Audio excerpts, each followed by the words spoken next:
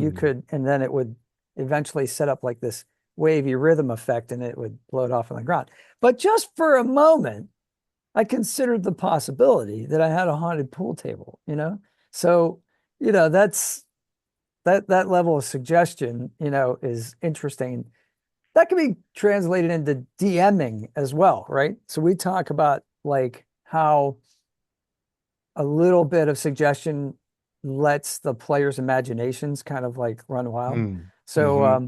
so it's similar to like your book with the fleshing out of the backgrounds of characters. You can say like a sentence that's like, I don't know what's a good one I used last night was something about a criminal background, they want to pull off the perfect job. It doesn't say anything about the job. That's left up to the player to elaborate on. So is it a casino job? Is it a bank job? Is it a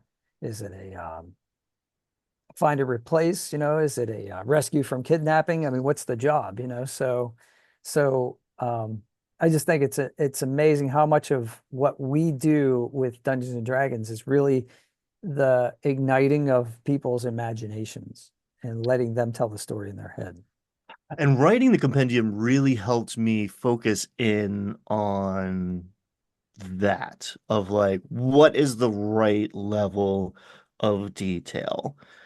How can I like plant a seed that's like the smallest unit of information, inspiration that will expand into like the person on the receiving end's mind so that you will run with this, you will build connections around it.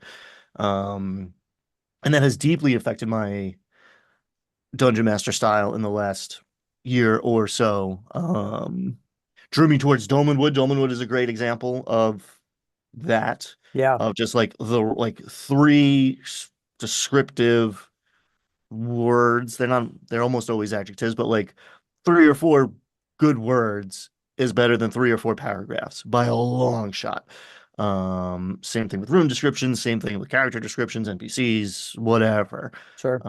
So I've been essentially doing less for a long time now, and it works.